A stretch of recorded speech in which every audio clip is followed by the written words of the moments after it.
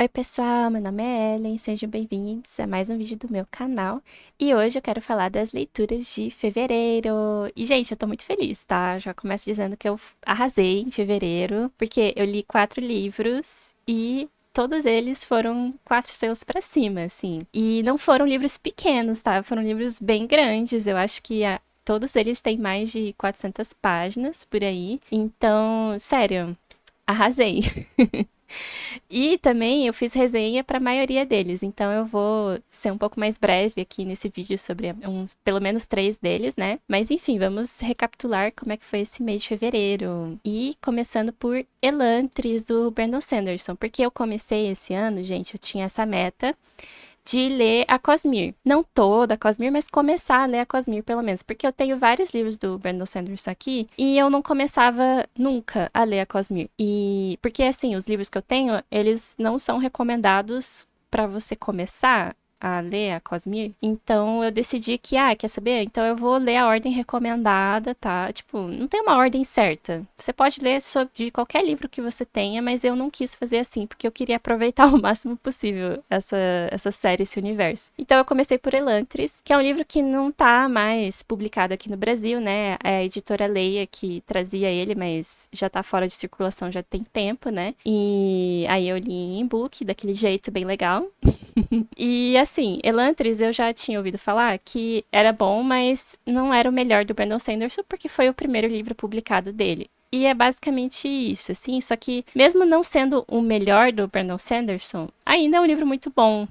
Eu gostei muito, assim, é uma fantasia bem gostosa de ler. Eu gostei dos personagens, dos protagonistas aqui. Tem 3 pontos de vista, né? E eu gostei principalmente do ponto de vista do Haoden, que tá em Elantris. E Elantris é sobre essa cidade, que era considerada a cidade dos deuses, que as pessoas tinham poderes e eram praticamente semideuses, assim, eram poderes fantásticos, eles podiam curar, podiam voar, podiam teleportar, enfim, faziam de tudo, assim, eles tinham uma sociedade muito próspera e, de repente, aconteceu alguma coisa que a cidade de Elantris, ela caiu, as pessoas que moram lá perderam os poderes, o corpo delas definhou e, assim, tudo de ruim aconteceu com elas, basicamente. E elas estão ainda vivas, né? Elas não conseguem morrer, assim, de jeitos naturais, mas elas estão em sofrimento.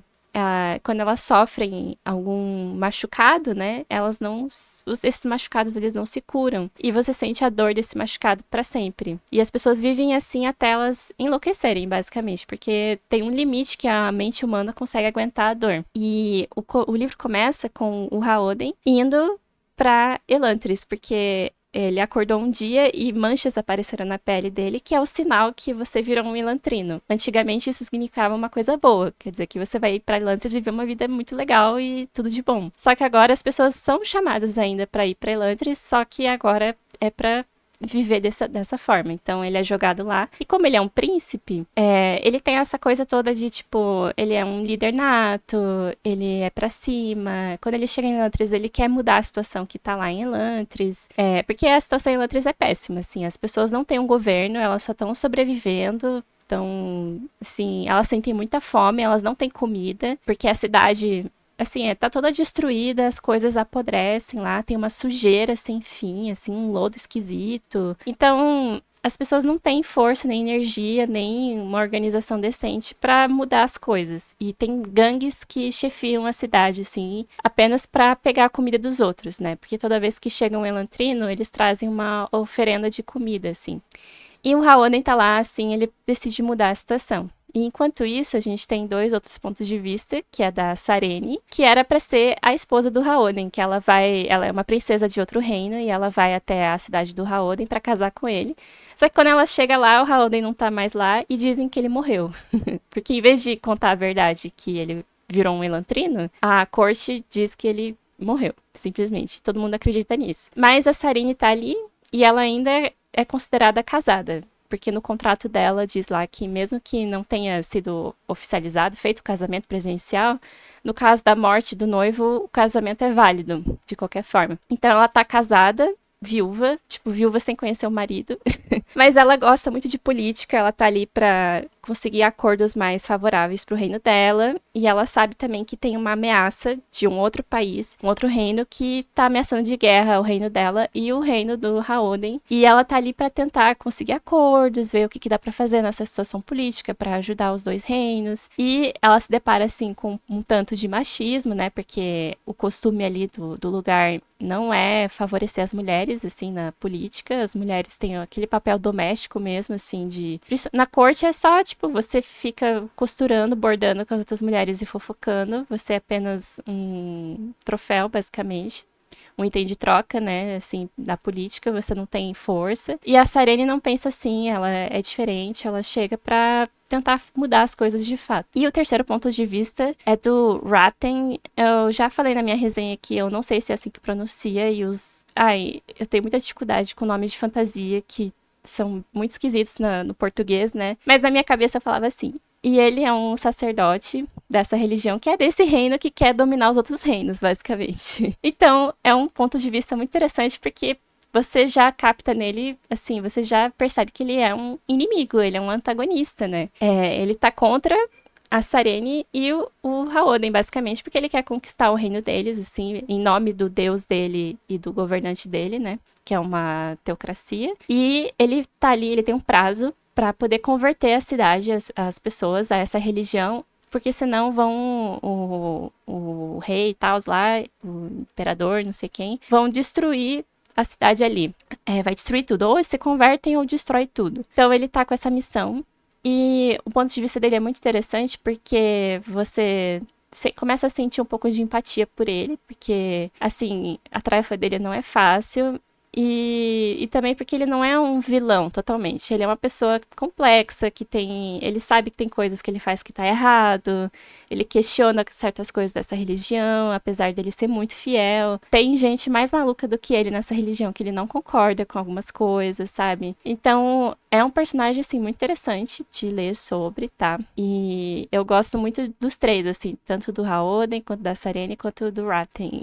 Isso é até raro de acontecer. Eu acho que o Brandon, ele, assim, merece o reconhecimento por, assim, conseguir fazer personagens interessantes e você se importar com eles, né? Agora, personagens secundários, fora esses três, é um pouco mais difícil.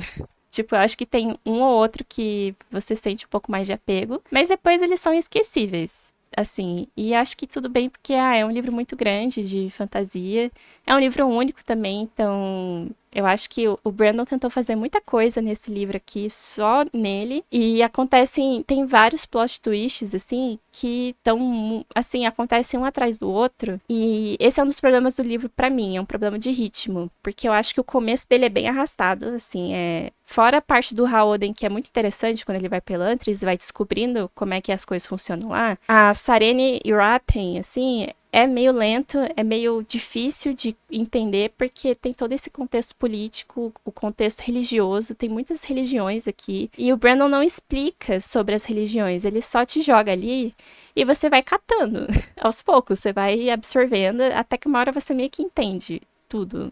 Talvez não tudo, mas assim, se você me perguntar qualquer coisa, qualquer nome, qualquer coisa mais complexa do que ele colocou aqui, eu já esqueci tudo, tá? Mas o básico, pra você entender a história, você entende. E eu gosto, assim, desse estilo de... Tudo bem que eu reclamei, mas eu gosto, assim, quando o autor, em vez dele fazer um exposed enorme, de te contar um monte de coisa, pra te explicar um monte de coisa logo no começo, ele te joga na história e você vai pegando aos poucos. Ele explica aos poucos, assim, né, pelo contexto. Algumas coisas ele dá um contexto, tipo, por exemplo, de Elantris, você já entende logo no começo o que aconteceu, assim, com Elantris, mas as outras coisas, detalhes do mundo e tal, você só vai catando aos poucos. Então, mas o livro, no começo, ele tem, você quer ficar no ponto de vista do Ha'oden, você quer saber o que tá acontecendo em Elantris, você não quer muito saber do resto, sabe, da Sarene e do Ratten lá, eu não sei, no começo você fica meio assim, até uma metade, mais ou menos, que daí coisas mais interessantes vão acontecendo nos outros dois pontos de vista. Então, ele tem essa questão de ritmo, e aí da metade pro final, mais pro final, na verdade, acontecem muitas coisas, assim, acontecem uma coisa atrás da outra, e é muito alucinante, assim, de uma forma que eu não sei se eu gostei, sabe? Eu acho que foi demais. Eu acho que o Brandon poderia ter espaçado melhor esses acontecimentos. Eu acho que foi muita coisa, assim, que você não conseguia nem reagir mais. Você tava tão. Não tinha nem tempo de você respirar, de você absorver aquilo ou de você se importar. Porque quando acontece uma coisa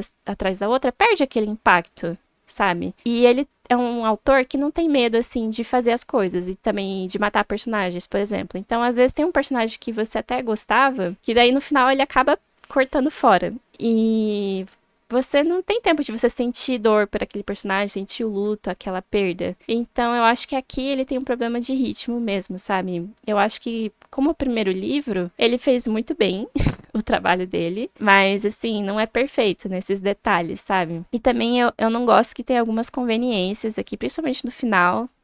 Eu não gosto do final desse livro, assim, vamos resumir, assim, do jeito que ele escreveu o final. As coisas que acontecem no final eu acho que são questionáveis, sabe? Eu realmente não gostei. Eu acho que também tem Ai, tem uma coisa que eu não comentei isso na minha resenha que eu fiz só de Elantris, mas tem uma cena, assim, que é um ponto de vista de um personagem secundário, que tá prestes a morrer. Assim, ele e uma galera lá estão prestes a morrer. E aí parece que você tá assistindo essa cena em câmera lenta, sabe? E eu não gostei disso. Eu fiquei meio angustiada. Eu fiquei assim, ai, gente, não precisava dessa cena, só acaba logo. Porque algumas coisas acontecem rápido e essa cena tá em câmera lenta, assim. Aí eu não gostei. Eu achei que foi um drama desnecessário, assim, dessa parte. Eu acho que ele tenta fazer drama demais e acaba não gerando aquele impacto, né? Tipo, é engraçado pensar nisso. E também eu não gostei muito do romance aqui, porque eu acho que ele tinha um potencial para ser incrível e ele não aproveitou esse potencial todo.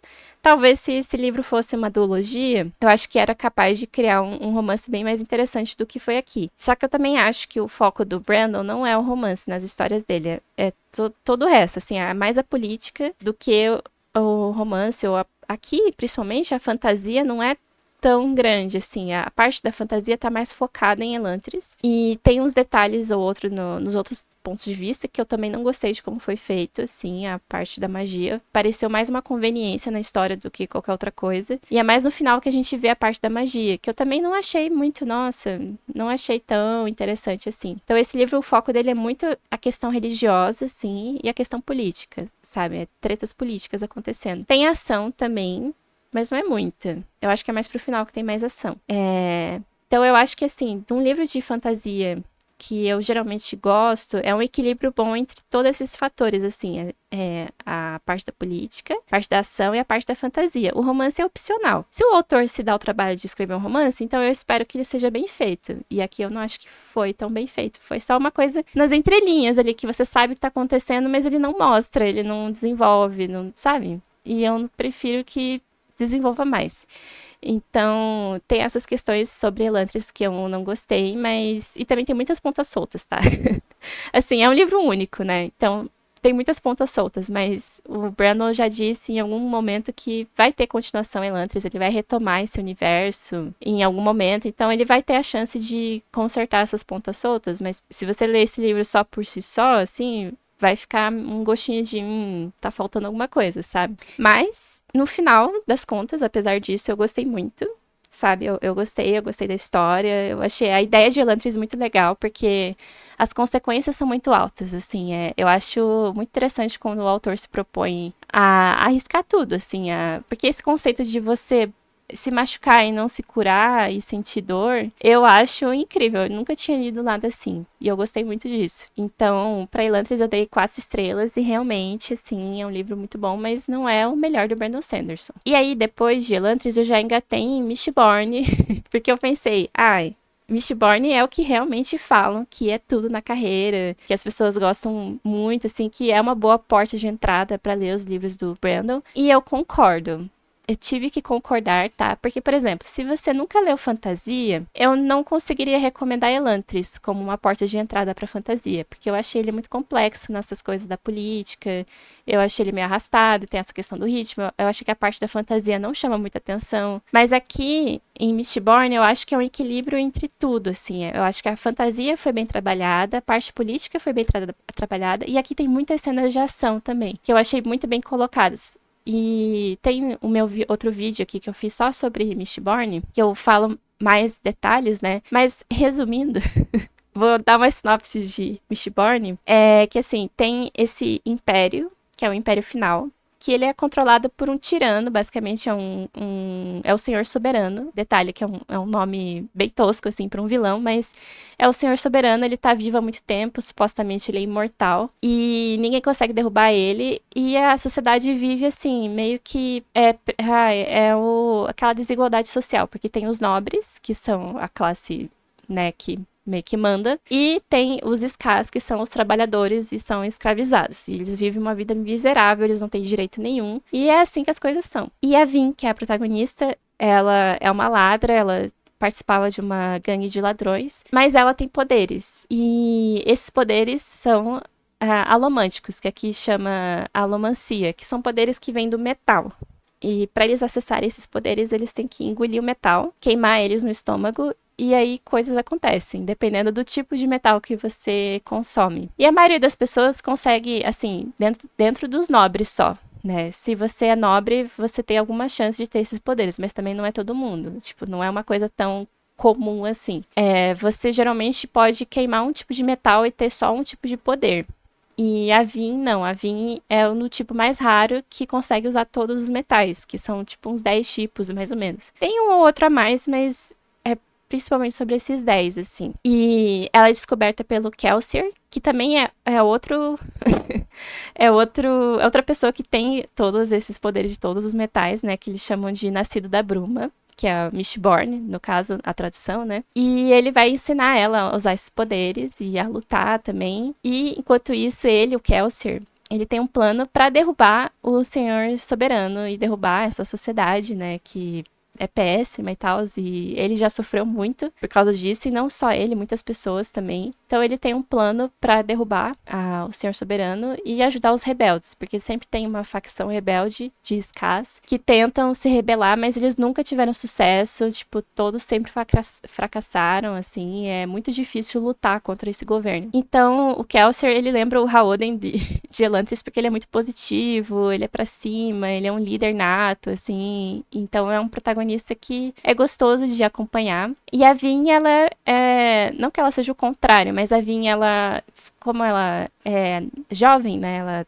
começa o livro com 16 anos e acho que termina com 17, então ela ainda é adolescente, e ela vem desse contexto muito de sofrimento, de pobreza, de viver como uma ladra. Ela é muito desconfiada. Ela, no começo do livro, ela tá sempre com medo, assim, de, tipo, dos outros, ela não confia em ninguém.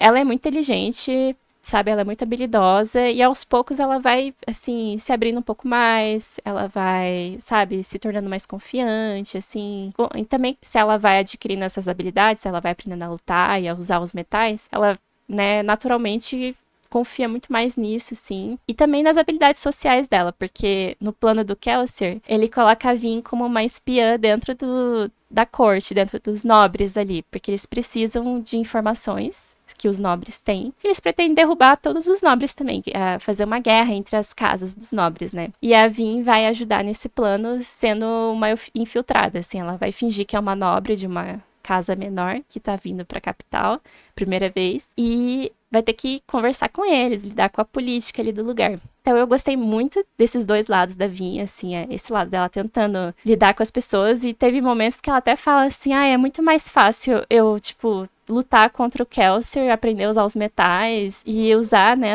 os poderes do que eu ter que falar com o pessoal da corte e fingir ser uma pessoa que eu não sou, e tipo, etiqueta e coisas e intrigas, sabe? Mas ela tira de letra também, assim, tem uma vez ou outra que ela dá assim, comete uns erros, mas, ela é sensacional, sabe? Eu gosto muito da Vin como protagonista. E já é bem diferente, assim, ela como a protagonista feminina é bem diferente da Sarene de Elantris, por exemplo. Que lá em Elantris, eu acho que o Brandon, ele deve ter pensado, nossa, estou quebrando todos os tabus aqui, tipo, porque a minha protagonista feminina, ela é uma princesa, mas ela não é que nem as outras garotas. Ela gosta de política, ela gosta de lutar com espadas. E ela desafia as normas da sociedade patriarcal.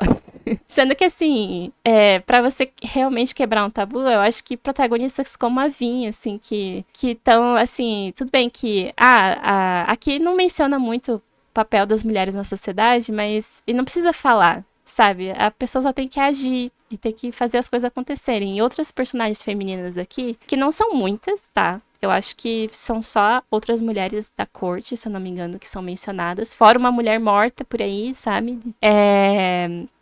A Vin, ela, como protagonista feminina, ela é incrível, assim, eu gostei muito do papel dela. E agora, pensando bem, espero que nos outros livros tenham outras personagens femininas que sejam boas também, porque aqui só tem macho, tá? Fora a Vin, tem um monte de macho aqui. Eu não tinha pensado nisso até agora, pensando assim, mas tudo bem. Eu acho que já foi um avanço muito grande em relação a Elantris. E é incrível pensar nisso, porque Elantris para Mistborn foi um ano de diferença de publicação.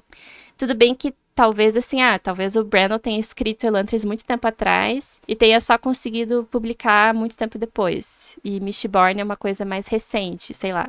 E depois ele conseguiu publicar rápido Mistborn. Não sei como é que foi isso, a jornada do Brandon, mas dá pra ver a diferença na escrita, assim. Eu acho que o Brandon, ele usa clichês muito bem, porque essa coisa do Kelsier ser o mentor da Vin, um vilão que temos que derrotar, e aí o Kelsier tem uma gangue, né? E tem, tipo, o poder da amizade, não sei o quê. Tem um pouco disso, assim, de eles se unirem pra um bem maior, assim. E, enfim, tem alguns clichês, mas ele trabalha bem esses clichês, eu acho que dá muito certo aqui. O fato da Vin ser uma ladra também é um clichê, né? Que a gente vê mais em romantasia hoje em dia. As protagonistas femininas sempre são ladras. Elas não são mais princesas, elas são só ladras, elas não têm outra função, às vezes, parece. Mas, enfim, eu gostei muito de Mistborn. Eu tenho algumas questões com umas questõezinhas, assim, que eu não gostei tanto, por isso eu não dei 5 estrelas, dei 4,5, porque esse livro, assim, apesar de eu ter gostado que a fantasia, tem muita parte fantástica, que é o sistema de magia aqui, tem muito foco nisso, eu achei esquisito. Esse negócio de engolir metais, eu achei esquisito, assim, eu não consegui me acostumar. Na minha cabeça, eu não consegui imaginar direito as cenas que eles tinham que empurrar e puxar os metais, que é assim que eles se locomoviam pelo ar. Eu achei muito difícil de entender, assim, na minha cabeça, tá? Eu acho que porque vai virar série, acho, um filme, não sei, vai ter adaptação, né? Então, eu acho que ver na tela vai ser mais fácil de entender, mas ler sobre eu achei meio difícil. E eu acho que os personagens aqui, os secundários da gangue, eu não achei eles interessantes, eu achei eles qualquer coisa, sabe? Eu nem conseguia lembrar como é que era a aparência de cada um. Eu acho que um ou outro que eu gostei mais, eu até comento mais sobre na resenha que eu fiz, reparado. Mas assim, é o primeiro livro da série, então eu acho que nem, também, o romance é que eu também não gostei da forma que foi feito. De novo, assim, eu acho que aqui eu gostei mais do que foi feito em Elantris. Aqui foi mais explícito, teve mais cenas, só que também, foi muito rápido, foi assim, tem coisas que acontecem na história que foram motivadas por esse romance. E eu acho que eu não acreditei muito, sabe? Eu acho que deveria ter tido mais desenvolvimento pra fazer sentido. E então eu vejo que o romance é importante nas histórias do Brandon, porque ele usa como meio narrativo, assim, pra coisas acontecerem. Então ele tem que desenvolver melhor, sabe? E aqui eu achei que foi muito rápido. Eu, pelo menos, senti isso. Eu tô acostumada com o slow burn, tá? Que é aquela coisa lenta, assim, ainda mais que a Vinha é uma pessoa super desconfiada. Então, o fato dela ter confiado no boy lá tão rápido assim, ainda mais o boy que foi, eu fiquei, calma, menina. Sabe? Eu achei que isso foi meio difícil de engolir. Mas é detalhe, sabe, gente? O resto que as cenas de ação, nossa, são incríveis. A Vinha arrasa, assim, tem cenas muito pesadas, assim, se você parar pra pensar, mas eu achei muito legal. Eu acho que, e também isso é uma coisa que eu esqueci de falar, que Elantris, ele é bem mais infanto-juvenil, assim. Ele não parece um livro adulto, porque não tem cenas muito pesadas, não tem palavrão, não tem, sabe, não tem temas sensíveis. Aqui não, aqui já é fantasia adulta mesmo, aqui já tem coisas terríveis acontecendo. Não é super pesado, mas tem umas cenas bem sangrentas aqui que eu achei da hora, sabe? Então tem essa diferença também de público-alvo também, eu acho, que já foi uma coisa bem diferente, assim, que eu já senti na escrita do Brandon Sanderson. Mas enfim, eu gostei muito de Mistborn, tá? Pra mim é excelente. Eu acho que se você nunca leu nenhuma fantasia, você pode começar por Mistborn, que vai ser sucesso. E o legal é que a história desse livro, ela se fecha certinha. Assim, tem umas pontas soltas, mas você pode ignorar, se você quiser, e terminar nesse livro mesmo. Mas tem mais 2, né, pra ler, então eu tô agora esperando pra tá disponível na Biblion, porque eu tô pegando emprestada de lá, da biblioteca de lá. E enquanto não sai, por enquanto eu estou lendo outras coisas. Agora eu vou dar uma pausa em fantasias e ler outros gêneros. Mas enfim, esse foi Mistborn. E falando em outros gêneros que eu li, fui pro romance, que no caso eu li Nem Te Conto da Emily Henry, que ó, fazia tempo que eu queria ler Emily Henry, tá? Não necessariamente outros livros dela, mas esse aqui, Nem Te Conto, porque esse foi o que eu mais ouvi falar bem, que eu tava mais animada, que o hype tava lá em cima pra mim, que eu só. Gente, eu acho que eu vi uma pessoa só falando mal entre aspas, porque eu não acho que é um livro ruim. Assim, eu acho que se essa pessoa falou mal pra ela foi só ok, sabe? Foi 3 estrelas, digamos assim. Mas todas as outras, ai, amaram, deram 5 estrelas, então eu tava esperando isso. E não foi. Não foi 5 estrelas, mas foi 4, que eu acho que é ótimo. Pra mim, 4 estrelas é ótimo. E só que a questão é que eu tava esperando algo melhor. Assim, eu tava esperando que ia me tocar mais, eu ia achar incrível que nem as pessoas acharam, mas pra mim foi um livro de romance bom. Foi assim, foi gostoso de ler. Eu gostei da protagonista, da Daphne. Daphne não, eu tô confundindo com outro livro agora.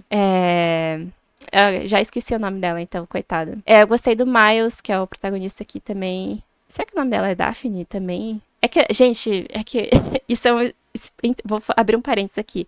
É que eu já li um livro em março agora, né, no mês que a gente tá, que a protagonista se chama Daphne. E aí o outro livro que eu peguei, próximo desse, a protagonista também se chama Daphne. E agora pra mim, todas as protagonistas se chamam Daphne, tá?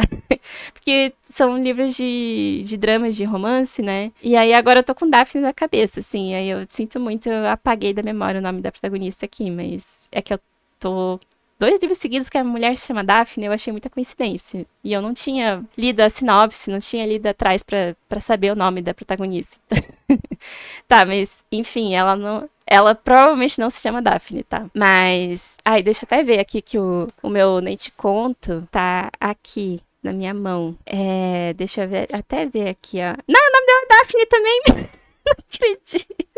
Gente, eu não acredito. Gente, não acredito. Ah, não, tá, eu entendi a minha confusão. Não, beleza. Ah, ignora esse surto. É que assim, aqui ela se chama Daphne, certo? Aí o outro livro que eu li foi Como Arruinar um Casamento, que a protagonista não se chama Daphne, ela se chama Phoebe. Só que aí esse outro livro que eu tô lendo agora, a protagonista se chama Daphne, por isso que eu tô com. Nossa, gente, por que todas se chamam Daphne? Se essa do Como Arruinar o Casamento se chamasse Daphne, eu ia surtar, porque ia ser muita coincidência. Pegar 3 livros seguidos que a protagonista tem o mesmo nome. Mas não, ela se chama Phoebe. Mas assim, gente, tem nomes diferentes para os seus protagonistas de livros, tá? Porque a gente não vai lembrar, não são nomes lembráveis, tá? Só não faz. Assim, eu ia criticar a Colleen Hoover agora, porque a Colleen Hoover sempre dá nomes esquisitos pros protagonistas dela. Só que aí no fim você lembra. Por exemplo, do Assim que Acaba, tem o nome da menina é Lily Blossom Bloom. Como é que eu lembro o nome e sobrenome dela? Porque é um nome ridículo. É um nome tosco, mas você lembra, né? Então, aqui, enfim, a Daphne e o Miles são os protagonistas. Vamos voltar aqui ao foco do Nem Te Conto. E a premissa desse livro é muito legal, tá? Porque é uma fofoca, muito bem, assim, muito bem gostosa, muito bem servida. Porque a Daphne, ela é largada pelo noivo dela na noite daquela despedida de solteiro, porque o noivo percebe que, na verdade, ele tá apaixonado pela melhor amiga de infância dele, que sempre continuou amigo dele, assim, mesmo no namoro e no noivado dela, e ela só aceitou isso, né, porque ele falava, a gente não tem nada junto, a gente só é amigo, mas no fim era mentira, porque daí na noite de despedida dele, ela percebe que não ia conseguir viver sem ele, ou sei lá, e eles acabam fazendo alguma coisa, acho que trai a Daphne, e decidem ficar juntos e abandona ela, assim, a véspera do casamento dela. E também, pra piorar, eu acho que isso foi o pior, eu acho. Porque a Daphne, ela largou toda a vida dela, assim, pra viver com ele. Então, ela se muda de cidade pra morar na cidade que ele trabalha lá e tal, e ele que acaba comprando a casa que eles vão morar, porque ele tem mais dinheiro que ela é uma bibliotecária e ele tem um cargo importante fazendo não sei o que era importante, mas ele ganhava mais dinheiro que ela, e a casa tá no nome dele. Então, como eles não são casados ainda, nada tá no nome dela. Então, quando ele decide que vai largar ela, ele pede pra ela sair da casa. Então ela tá morando nessa cidade que ela não conhece ninguém, porque ela foi morar lá por causa dele. Tá sem casa, sem amigos, porque os amigos são todos amigos dele. Tipo, eles têm amigos que são casais também, só que casal sai com casal. E é como se o casal fosse uma unidade. E aí, quando quebra essa unidade, fica esquisito, assim. Tipo, parece que você tem que escolher um lado. E ela percebe que ela não é escolhida, que eles ficam do lado dele, sendo que ele que traiu ela, sabe? Eu achei um absurdo tudo que aconteceu com ela. Então, esse começo do livro é muito interessante. E, pra piorar, assim, um pouquinho também, é que a melhor amiga do Peter, que é o ex-noivo dela, da Daphne, ela tava namorando um cara, que é o Miles, né? E aí ele fica na fossa também, porque agora os dois são cornos, né, juntos, assim. E como o Miles dividiu o apartamento com a namorada, eles dividiam o aluguel, agora ele precisa de alguém pra ajudar ele a pagar o aluguel. Então a Daphne acaba indo pra casa do Miles, porque ela não tem escolha, ela não tem muito o que fazer, e eles vão ficar tristes juntos na fossa ali, no mesmo apartamento, né. E assim, o livro começa assim, com eles nessa fossa e tal. E eles decidem assim, não, vamos sair um pouco, vamos sair pra beber, vamos espairecer, vamos se divertir, sabe? E assim eles começam a ficar amigos, né? E já faz um tempo que eles estão morando juntos ali. Então, aí também, pra piorar mais a situação, gente, a situação só piora. Eu amo isso nos livros da Emily Henry, que ela começa com uma situação péssima, assim, e depois vira um romancezinho clichê, mas o começo é sempre uma situação terrível, que eu acho legal de desenvolver, assim, como ela vai desenvolvendo. E aí o Peter e a Petra anunciam que vão casar. E só se passou, tipo, uns 2 meses que eles fizeram toda essa treta, né? Que eles agora estão juntos. E a Daphne, ela fica de cara, ela fica assim, gente, mas o nosso noivado durou, tipo, mais de um ano, e agora eles estão há 2 meses juntos e já noivaram e vão casar no final do ano, sabe? Então, isso ela também acha bem estranho, mas assim, o pior é que o Peter e a Petra convidam eles pro casamento. E elas também, eles acham isso, tipo, meio absurdo, assim, convidar eles depois de tudo que aconteceu, né? Mas aí, pra surpreender eles acabam aceitando. Eles dizem que eles vão, mas eles vão no casamento por uma vingança, assim. E eles decidem ir juntos. E a Daphne mente dizendo que o Miles e ela estão juntos, estão namorando. E é justamente por vingança, sabe? Não é verdade, tipo, ela não pensa nisso, assim. Ela acha o Miles atraente, né? Depois que ela começa a conhecer ele de verdade, assim, ela vê que... Porque quando eles estavam namorando os respectivos lá, ela conhecia ele, mas nunca se interessou por saber mais dele, achava ele qualquer coisa, assim. E agora ela vê que não, que ele é um cara legal e tal, e bonito, inteligente, e não sei o que, mas enfim, ela solta essa mentira pra poder ir no casamento, né, deles juntos. E eles acabam passando tempo juntos, assim, eles nem precisam, assim, eles nem se esforçam, sabe? Eles não têm um plano, assim, de tipo, vamos manter essa mentira. Eles nem se esforçam, tipo, o foco não é tanto nisso, é mais... E nem, pra algumas pessoas eles falam que eles não estão juntos, assim, que as pessoas acham que eles estão juntos, eles falam, não, a gente não tá junto. Mas pro Peter e pra Petra, eles falam que eles estão juntos, sim. Tipo, eles postam fotos junto na rede social, sabe? Dando a entender que eles estão juntos. Umas coisas assim. Mas, enfim. Aí, a Daphne, ela vai fazendo amizade também com outras pessoas, né? Porque a vida social dela não existia desde que terminou com o Peter. Então ela precisa reerguer a vida dela, ela ter coisas pra ela de volta, assim, sem ter a ver com o macho, tá? Mas é meio irônico, porque quem vai ajudar ela a fazer isso é o Miles, e o Miles é um macho, e ela acaba se apaixonando por ele, então, nesse processo. Mas tudo bem, acontece. Mesmo assim, ela faz amizades que não tem a ver com ele, né? Mas ele acaba mostrando a cidade pra ela, porque ela tá ali há muito tempo e o Peter não se deu o trabalho de levar ela em vários lugares, assim. Ele sempre frequentava, tipo, a academia e, sei lá, lugares que tem comida saudável. E, enfim. E a Daphne vai aprendendo a ser uma pessoa independente, assim, a descobrir do que ela gosta de volta, a ter amigos só pra ela, né? E ver o que ela quer mesmo pra vida dela. Tipo, o que ela vai fazer, porque ela tá ali na casa dele, do Miles, mas é temporário, ela não vai ficar pra sempre. Ela pensa em se mudar de cidade. E a única coisa que ela gosta bastante é o emprego dela, de bibliotecária. Isso eu achei bem legal. Então o livro é isso, eles vão se conhecendo, vão fazendo coisas juntos, eles sentem muita atração. Eu achei ótima a química deles aqui. A única coisa que eu não gosto é que tem um exagero nessa parte sexual que eu não gostei. Que é uma preferência pessoal minha, tá? Talvez você goste, mas tem bastante. Não tem bastante, tem tipo umas 2 cenas de sexo aqui que eu não gostei também. Eu não curto muito ler essas coisas. Mas o que eu não gostei muito foi da forma que a tensão sexual foi feita, porque eu achei meio fraca. Eu também não gostei de certas. Do jeito que a Emily Henry escreveu as cenas de sexo também, eu achei muito vulgar, assim. Eu achei que ela usa palavras que. São cringe, sabe? Eu não gostei do estilo aqui. Sendo que outros livros dela, eu não sei, eu nem me lembro como era, só lembro que eu não fiquei incomodada, mas aqui me incomodou. E, enfim, alguns detalhes da história também que eu não gostei, que não tiveram conclusão. Tipo, o pai da Daphne aparece aqui pra criar uns atritos, né? E aí não tem uma conclusão, ela não tem uma conversa, assim, muito profunda com ele. Não sei, tem um conflito final aqui com o Miles também, que livros de romance sempre tem um conflito mais ou menos perto do final, que, né, às vezes abala, assim, a estrutura do casal, porque a gente não sabe se eles vão ficar juntos ou não, mas geralmente vão, eles vão resolver, vão. E eu achei legal esse conflito, assim, eu achei que fez sentido, só acho que foi resolvido até fácil demais, assim, até. Não sei. E eu acho que também a questão do Peter e da Petra, assim, eu acho que eles foram evoluídos demais. Eu acho que nem, assim, não teve muito foco nisso, neles. Ficou ficando com raiva deles. Eu acho que se fosse eu já teria, sei lá, gritado, apontado o dedo na cara. Não sei, eles foram muito, muito maduros, assim. Eu queria mais drama nessa parte. Eu queria que eles sofressem mais pelo que eles fizeram. Porque ninguém merece, gente, sabe? Trair os outros assim. Então, esses detalhes que eu não curti muito, mas, assim, fora isso, é um livro muito bom. É um livro de romance que é ótimo, sabe? Que é gostoso de ler. Eu vi gente falando que achou ele devagar, achou ele lento, mas eu não achei lento. Eu acho ele bem rápido, porque ele tem muito diálogo.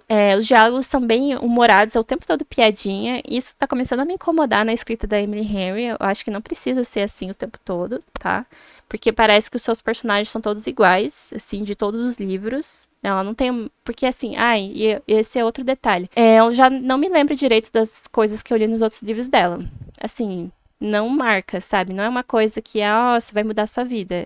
Ele é gostosinho na hora e depois você esquece. Pra mim, os livros dela são assim, então eu não consigo colocar ela num pedestal muito alto como autora, assim, escritora de romance, porque é bem esquecível pra mim, assim, então. Mas na hora que você tá lendo é muito bom.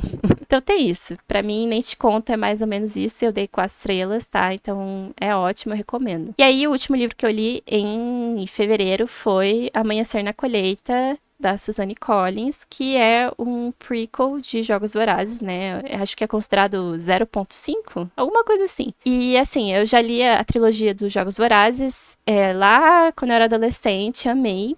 Assim, mudou a química do meu cérebro. Aí eu reli, acho que ano retrasado, toda a trilogia. De novo, achei sensacional. Gostei mais da releitura até do que da primeira vez que eu li. Porque tinha muita coisa que eu não lembrava direito. E até assisti os filmes de novo. Então, assim, eu gosto muito de Jogos Vorazes. Eu gosto da proposta, assim, da crítica social. E dos plot twists, que eu acho que eles são geniais, assim. Toda aquela coisa do Pita e da Katniss. O Pita é sensacional nos livros, sério. Eu gosto muito da Katniss também. Eu gosto de tudo, de Jogos Vorazes, assim, sabe? E, assim, eu não li o Cantiga do Pássaro e das Serpentes, lá, o Caatinga.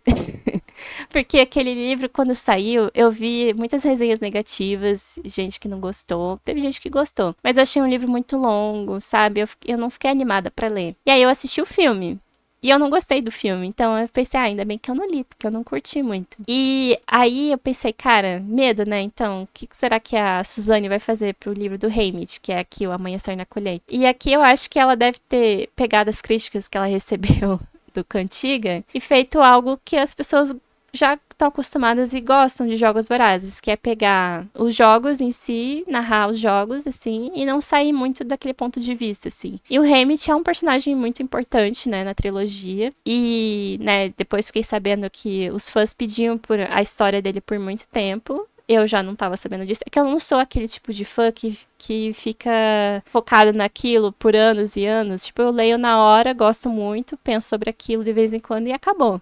É assim, eu não fico, nossa, eu preciso saber como que foi os jogos do Haymitch. Não, não é nesse nível que eu sou fã, assim, eu admiro o trabalho dela, mas, né. E vi muita, assim, discussão sobre o livro, assim, de tipo, ai, será que esse livro deveria existir? Será que ele não é só fanservice? Tipo, a Suzane só escreveu pra agradar essas pessoas que queriam saber da história do Haymitch? Tipo, ai, qual que é a novidade que esse livro traz pra crítica, né? Porque é uma distopia. E distopias, a função delas é realmente trazer alguma crítica que a gente tá, né, sobre a sociedade, que talvez um medo de um futuro que pode acontecer ou alguma coisa que já tá acontecendo e que a gente tem que prestar atenção. E aqui eu senti assim que eu acho que ela teve coisas novas pra dizer sobre, porque o curioso desse livro é que a gente já sabe como ele termina. Então, sabendo disso, a Suzane pôde trabalhar em cima desse conceito de uma forma bem legal, sabe? E mesmo assim, mesmo a gente sabendo como termina, porque a gente sabe que o Haymitch venceu, a gente sabe que sobreviveu, mas a gente sabe que ele virou um bêbado, assim, virou uma pessoa, né, tipo, totalmente assim, desestabilizada, né, assim, doente, né, e amargurada. E só na trilogia dos Jogos Vorazes ele consegue se reerguer e ter um propósito de volta, assim, de vida, assim, né, na rebelião e tal. E a gente aqui vai descobrir como é que foi esse processo dele. Então, a gente sabe que o final não vai ser feliz desse livro. E realmente não foi, mas assim, até chegar lá, eu achei interessante, assim, como ela resolveu escrever o Haymitch, porque ele é, ao mesmo tempo que ele parece a Katniss, ele é bem diferente dela.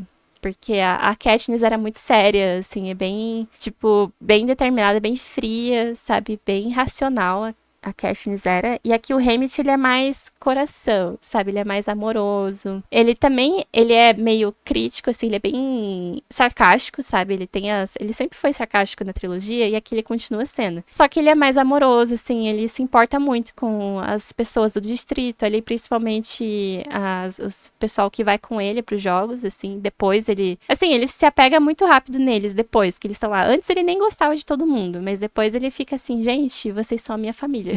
Sabe? E não só as pessoas do distrito que estão com ele, mas também as outras crianças que estão dos outros distritos que estão lá também, ele também se apega neles, ele fica assim, gente, todo mundo aqui é criança, sabe? A gente vai passar todo mundo vai morrer, sabe? Tipo, enfim. E aí ele odeia muito a capital, odeia, né, o presidente Snow. E aqui o ódio dele é muito mais explícito do que era com a Katniss. Eu acho que. E também o ódio do Snow aqui também é muito mais explícito do que era com a Katniss lá. Porque lá era uma coisa mais velada. Era assim. Sabe, ficava no ar. Tipo, a Katniss sabia que o Snow tava ameaçando ela, mas ele não precisava dizer com todas as palavras, sabe? Eram só, tipo, sinais, assim. E era tudo muito sutil. E aqui não, aqui é tudo dito na cara. Tipo, o Snow falou assim: olha, se você não se comportar, você vai sofrer. Eu vou dar um jeito de você ter a pior morte possível nos jogos. Então, nada de gracinha, nada de se rebelar, sabe? E ele falou: se você se comportar, não vou tocar na sua família nem na tua namorada. Então, eu fiquei assim, nossa, ele tá muito diferente, porque ele é mais novo aqui, ele tem uns 50 e tantos anos, né? E ele tá bem violento, bem agressivo, sabe? Aí eu achei diferente essa escolha de tipo, então com o tempo ele ficou mais tranquilo, ficou assim, ainda continua sendo malvado, assim, quer dizer, um ditador, né? Mas não é tão na cara. E aí, sei lá, eu achei meio, enfim, não sei o que eu pensei disso, eu só achei diferente. Eu não sei se é uma assim, que a Suzane tá tipo, não sei, o que ela quis dizer com isso, assim, mas enfim, algo a se pensar. E outro ponto aqui é que o Haymitch, ele tem uma namorada aqui, né, que é ele falou tantas vezes o nome dela, é a Lenore Dove, né? Acho que é assim que fala. E, assim, muitas vezes, e eu fiquei, tipo, tudo bem, uma coisa que me irritou no começo, mas aí é uma coisa pessoal minha, porque o nome dela é Lenore, né? Dove. É um nome composto, aparentemente, mas na minha cabeça não precisava ficar falando, é a Lenore Dove, é Lenore Dove, só fala Lenore. Sabe? Não precisa falar Dove. Só que aparentemente, como ela é do bando, né? Ela tem esse nome composto, que nem a Lucy Gray, por exemplo, também. lá do Cantiga. A segunda palavra do nome ali é sempre uma cor, alguma coisa assim. Então, aí eu fiquei, ai, não sei, isso me irritou um pouco, mas depois eu deixei pra lá. E eu achei que o jeito do Haymitch falar da Lenore ou das outras pessoas de uma forma carinhosa, eu achei meio, não parece muito um adolescente. Eu achei ele muito assim, muito, ai, eu não sei, eu achei meio artificial. Eu não sei se é por causa da tradução que passou essa impressão, ó, o jeito dele falar, tipo, ah, é o meu amor, o meu amorzinho. Ah, porque não sei quem é minha queridinha. E pra mim, falar assim, ah, porque você é minha queridinha, é meio sarcástico, assim, não tem um tom carinhoso o suficiente na minha cabeça. E o jeito que ele se referia à namorada, eu acho que eu não achei muito convincente, assim. Ele ama muito ela, tipo, fica claro. Ele quer deixar claro que ele ama muito ela, que é o amor da vida dele e que não sei o quê, mas eu não gostei da forma que a gente vê isso, assim. Do jeito que ele conta. Não parece normal pra um adolescente narrar as coisas assim, eu não sei. Às vezes é porque eu não sou adolescente e eu não sou um menino também. Eu não sei como um menino apaixonado pensaria. Talvez ele fosse dessa forma, mas não me convenceu. Na minha cabeça, eu não acho que os homens são tão assim, não se expressam dessa forma, ainda mais nessa idade. Sei lá, eu só foi aí foi mais uma preferência minha. Talvez no filme fique mais assim, que traduzido de uma forma melhor, né? Não sei, mas aqui no livro eu achei meio esquisito. Mas fora isso, o tom do Haymitch eu acho que tá bem on point do personagem dele. Eu acho que faz sentido a construção dele, que é uma pessoa que se importa muito com os outros, mas ainda é sarcástico na cabeça dele, assim. Entende totalmente o que tá acontecendo à volta dele, assim, todas as crueldades da capital. Então, ele logo já, tipo, ele já se considera, assim, uma pessoa que é rebelde, que vai tentar fazer de tudo pra derrubar o governo, assim, porque ele já sabe que ele vai morrer, então, tipo, ele tá disposto a morrer mesmo e fazer alguma diferença, né? E esse é um ponto interessante do livro. Assim, eu tô falando um pouco mais dele porque eu não fiz uma resenha pra ele ainda. Mas o ponto é isso, assim, eles tentam fazer uma rebelião, eles tentam fazer coisas pra derrubar o governo, mas eles fracassam. E ele, no final do livro, ele se questiona, ele fica assim, ai, nossa, tudo isso que eu fiz foi pra nada, eu tô aqui sofrendo, sabe? Mas no fim, valeu a pena, porque depois a Katniss veio e eles conseguiram fazer a rebelião. E aqui o ponto do livro é justamente esse, assim, apesar de, tipo, eles não terem conseguido aqui, eles já tinham tentado várias vezes antes, também no passado. Eles tentaram, mas eles não desistiram, sabe? Então, essa é a questão, que quando você tá enfrentando um governo totalitário, você vai tentar uma vez, talvez não dê certo. Você vai tentar duas, não vai dar certo. Você tem que continuar tentando, até uma hora conseguir, porque vai abrindo caminho pra estourar uma hora, porque todas essas pequenas rebeliões vão ajudar a hora que uma rebelião vai dar certo. Sabe? Que foi o caso da Katniss, que daí deu mais certo porque todos esses fatores combinaram, assim. E, enfim, então tem essa questão, o livro. E, assim, pra citar um defeito, porque pra mim é um livro excelente também, eu acho que a escrita da Suzane tá ótima aqui. Os jogos são interessantes de ler sobre. Não que a gente, assim, é meio ruim também, porque a gente fica assim, nossa, quero muito ler sobre crianças morrendo numa arena, hahaha. E a gente sente o pessoal da capital, sabe? Eu acho que, às vezes, a crítica da Suzane também é pros fãs, assim, de tipo, você quer muito ler sobre crianças sendo mortas na arena? Igual o pessoal da capital, tipo, entretenimento, sabe? Sendo que o ponto dela é você ficar horrorizado com essas coisas. E, enfim, a questão da arena, tipo, eu não lembrava exatamente detalhes da trilogia, o que tinham dito, como é que foi os jogos do Haymitch, só que foi um massacre quaternário, né, que era o dobro de tributos, em vez de ser um número, só um casal, né, de cada distrito, era o dobro, assim. E eu só achei meio estranho que tem uma parte do livro que ele vai fazer uma coisa lá que eu fiquei assim, nossa, como é que ele não foi punido por isso? Né? Tipo, sendo que ele, assim, o Snow podia ter matado ele dentro da arena muito antes dele conseguir fazer certas coisas. Aí, sei lá. Não sei se ficou muito crível, assim. Mas o detalhe que eu não gostei mesmo do livro, que foi uma preferência pessoal que pra mim que me encheu o saco, foi a quantidade de músicas que tem aqui. Gente, tem muita música aqui. E aí eu fiquei, e o Haymitch fala que ele não é uma pessoa musical. Ele mesmo não sabe tocar instrumento, ele não costuma, tipo, sabe? Mas ele sabe as músicas porque a Lenore Dove cantava as músicas, o pessoal do distrito às vezes cantava. E ele lembra muitas músicas de cor. E aí tem as músicas escritas no livro. E eu achei uma chatice, assim, porque parece que você tá lendo um poema.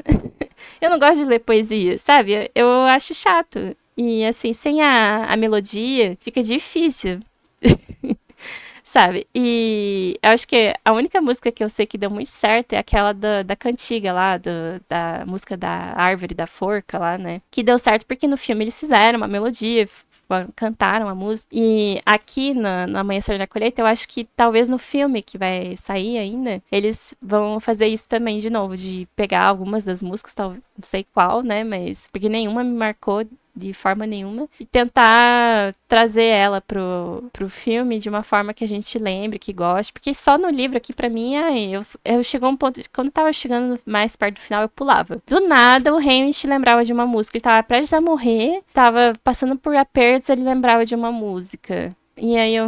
Ou até depois dos jogos, ele... Ah, é porque a música tal... Aí eu, gente, chega de música, não aguento. Não aguento. É que nem ler Senhor dos Anéis. Que aí do nada tem umas músicas, aí você só pula a música. Gente, eu nunca pulo nada de livro, tá? Mas música, eu pulo. Isso é demais. Se fosse uma ou outra, beleza. Mas não, tem bastante aqui. Então, isso pra mim foi o que tirou meia estrela do livro, foi essa quantidade de músicas que eu só pulava. Ai, que chatice. Mas aí é uma preferência minha, tá? Mas fora isso, é um livro sensacional. Tá, eu gosto muito de Jogos Vorazes. Eu também recomendo a leitura desse livro, se você gosta de Jogos Vorazes. Não tem como ler esse sem ter lido Jogos Vorazes, tá, gente? Desculpa, mas isso aqui realmente faz parte da série. É um prequel, né? Veio antes. Mas eu acho muito bom. Eu acho que tem discussões que dá pra ter com essa história ainda. E é meio que isso, assim. Então, esses foram os livros de fevereiro. Falei mais tempo do que eu pensei que eu ia falar, mas tudo bem, né? Tem coisas que a gente tem que tirar do peito, desabafar. Mas é isso, gente. Se quiserem saber mais sobre Elantris, Mistborn e Nate Conto, tem resenha pra cada um deles. Só Amanhecer na Colheita que eu não fiz uma resenha separada, mas aqui eu já falei tudo que eu queria falar sobre ele. Eu acho que eu não vou chegar a fazer um vídeo só sobre ele. E é isso, gente. Pra março, já, que nem eu comentei, né, já li o Como Arruinar um Casamento. Já terminei, então vai ser sucesso também em março, porque eu gostei dele. E tô lendo outro livro que é... Ai, agora eu não estou gostando tanto desse livro. Mas, né, é pedir demais que a gente só leia livros excelentes. Mas, em breve, quando tiver leituras de março, eu vou trazer. E vou trazendo resenhas de livros assim que eu vou lendo também. É isso, gente. Muito obrigada por assistirem. Até aqui. Tchau, tchau!